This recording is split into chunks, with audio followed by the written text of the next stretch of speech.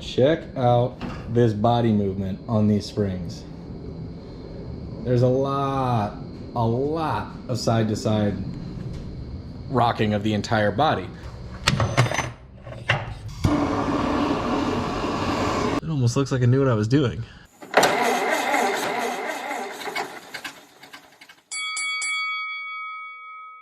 Ladies and gentlemen, welcome back to Between the Sharks.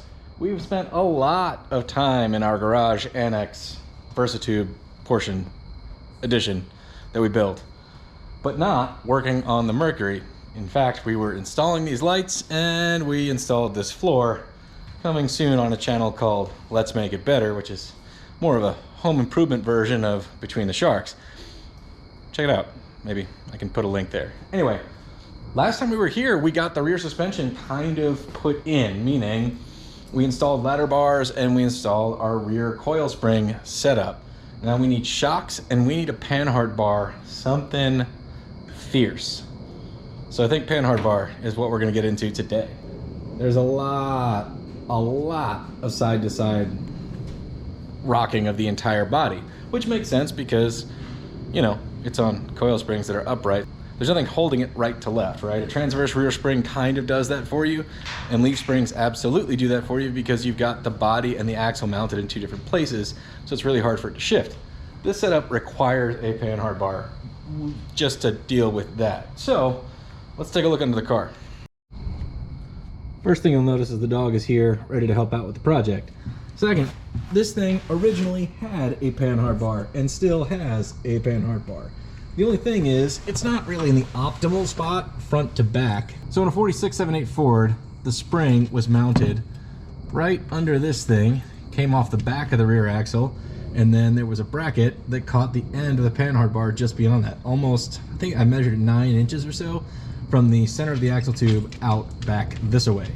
Now we could indeed make something that sticks off 9.5 inches and probably try, you know, probably with a gusset or a brace, make it strong enough to hold, but at this point, I think I'm gonna unbolt the original bracket, this bracket right here, and see if we can't move it to the other side of the spring cross member, getting us 4.5, 5 inches closer to the back end of our new open drive axle. Shouldn't be too big of a deal. That's a 2-bolt operation. Now granted, those bolts are 80 years old and appear to have never been off the car, so this is a many more hours than it should take operation. In theory, it's simple enough. It's gonna take, I just got a feeling it's not gonna be as easy as it sounds. As usual, anytime you're trying to remove a nut and bolt combination from sort of the Jurassic era, you wanna let it marinate with your favorite penetrating oil. Unfortunately, I broke the cap off mine, but if I just jam it on there, it ought to work okay. Maybe. Yeah, there we go. Just jam it in there, come on. Yep, jam it on there. Do my bidding. And you see, like, I'm actually so happy with this new floor and the fact that I'm not laying here on gravel. I actually put a majigger down to catch all this, you know, grossness. All right, now we need something with a lot of leverage and see if we can't just snap those right off. It's really crazy, like when everything's all nice and clean, I tend to behave differently and try to stay organized. Like, look, I even brought out one of my lunch trays and put the tools I need in it, and I got some spots to collect all my hardware. Anyway, let's see if we can break these loose. All right, broke out old Leroy, which is the longest breaker bar that I have. Let's see if it'll do it.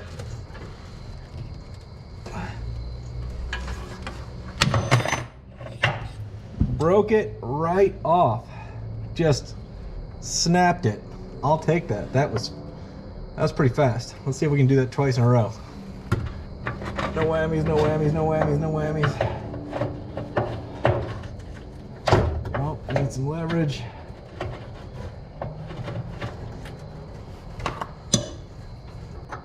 One, two, three, karate!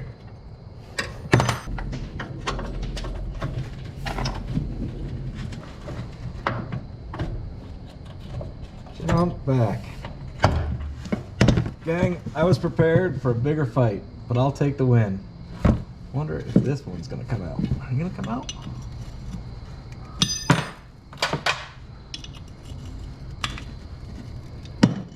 Well, I may have found my fight. All right, let's deal with this mount under the car. All right, so there I was thinking, man, that was way too easy. I didn't say it, but it heard my thoughts. So we'll apply a little fire to it and see if we can't just get that out. These holes are not threaded. It's just jammed right in there with rust.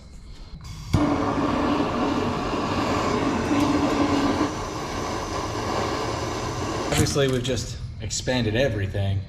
We'll kind of let it cool, add a little more oil in there, and try again. I can tell you right now that I regret not trying to spin this when it was bolted to the car, because I don't know how much force it's going to take to turn this thing. It's going to take just a tiny bit more to hold this thing still. And it feels like it's going to be a lot. So what can we do here? Stare at it. We're going to stare at it. I thought, well, maybe if I clamp it down, I can use just some brute force and try to wang on it. See how that goes. It didn't want to spin, that's for sure. That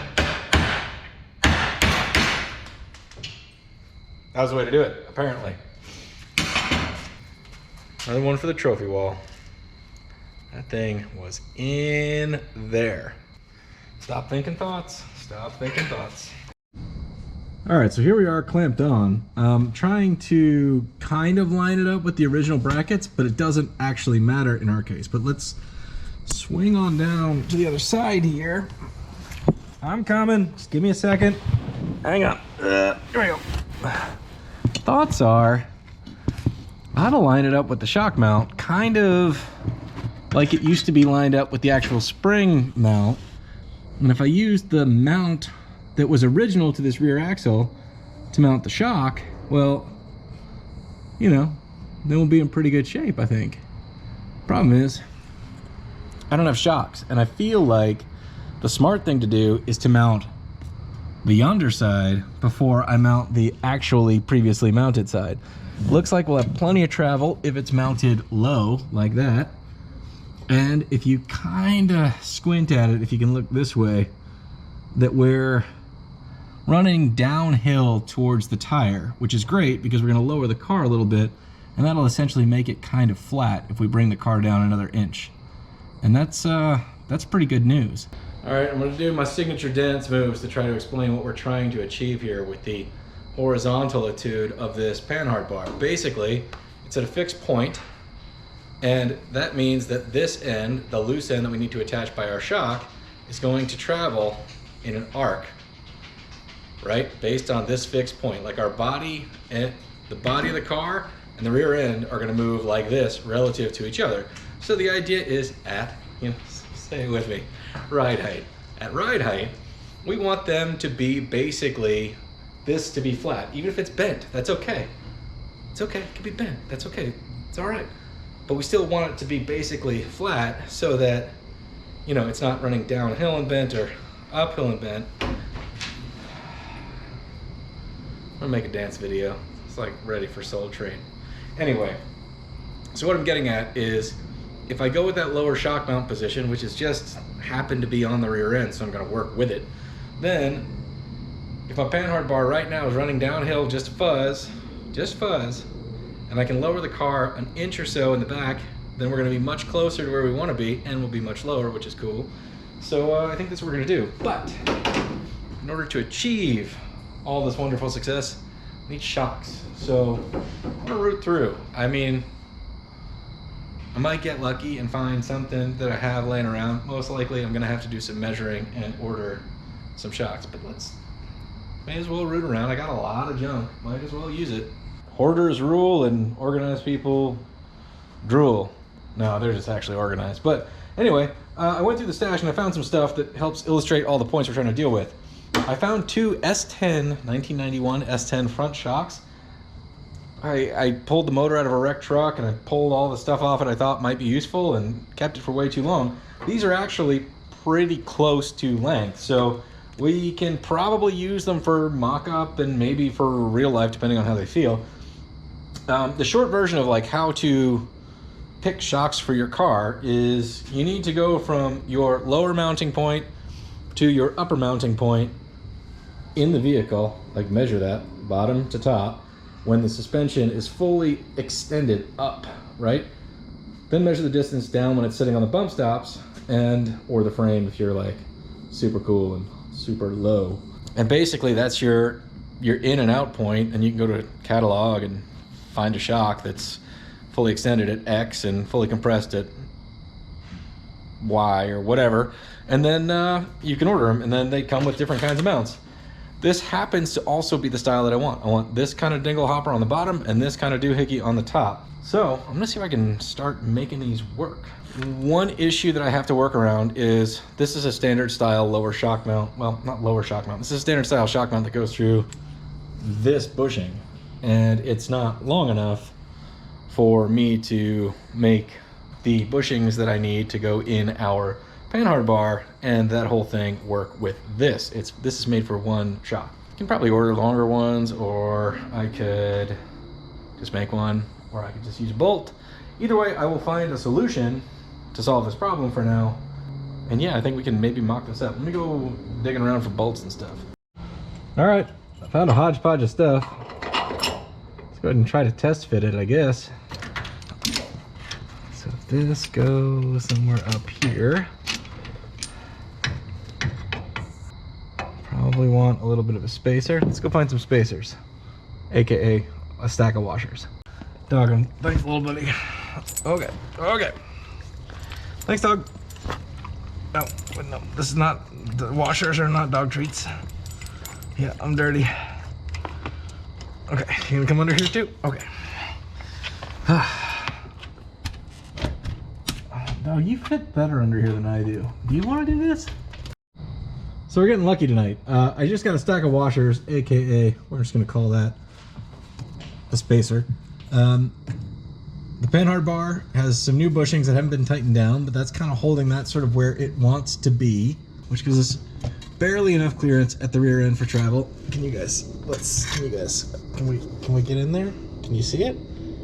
Just enough right here. Shock angle is another one of those things that everybody debates about, you know, like in or out or whatever. I think a little bit of an angle in is where it's at, because remember, this is going to travel in an arc, like we've discussed 1,000 times. So any angle in is good for it going up, but bad for it coming back down. But a little angle in is a good anti-roll kind of situation, which is something we actually kind of need. I just found a hole in the frame and I just jammed that thing in there for right now. So we're gonna just take this arrangement and go, huh, maybe that'll work. If that worked, what do we need to do to mount this end over here? All right, it's rather difficult to show you this all at once, but you know, I'm just kind of jamming that where it wants to be, and it's maybe a ½ inch off from where the original mount was. The only thing is this has a little kick out right here to fit both bolts. The lower bolt, the one by my thumb here, is not gonna fit, but I can drill a hole and get that one going while we figure out what other, you know, mounting whatever we need. But we can go ahead and do that, and that'll locate the rear end right to left, which is pretty remarkable. Right now I've got a ratchet strap from that side of the axle over around the frame, pulling the body back in line, lining up the rear end with this center mount in the cross member. All right, that's basically where she wants to be. The irony of all this is I have a lift. Problem is, I can't even get this car in there because the coil springs are acting like a trampoline trying to throw the body off of the rear end until I get this part sorted out.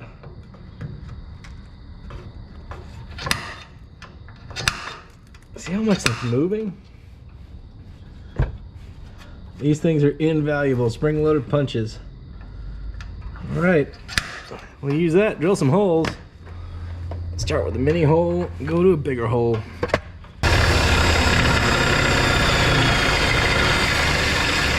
That'll get there. That'll do it. There we go. I have to open you up. Let's run the rust out of this.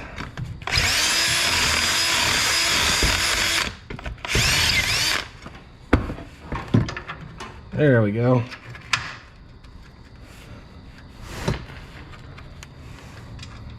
That's the ticket.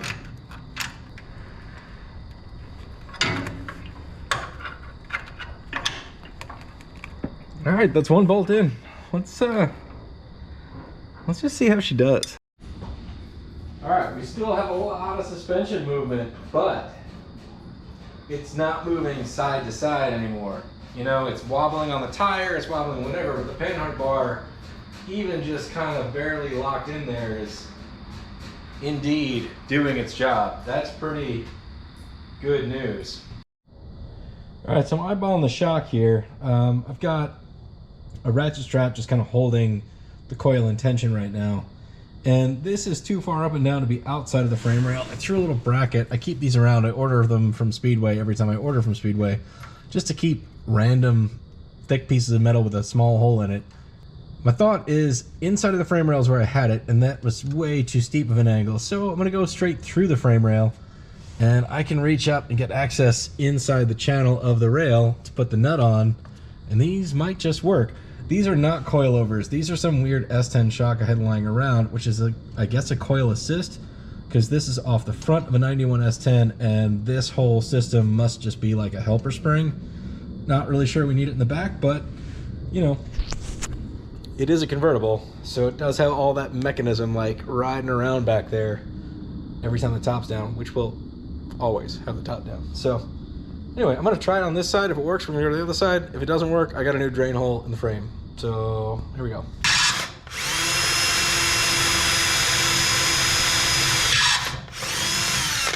That'll do. I just gotta find a more bigger drill. That's gonna be harder than I want it to be. Nope, right here.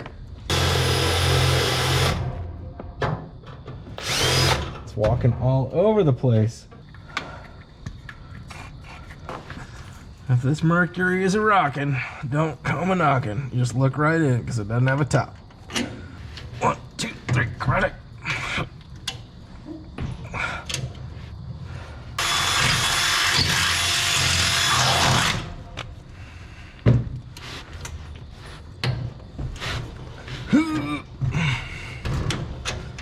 All right, now we're talking.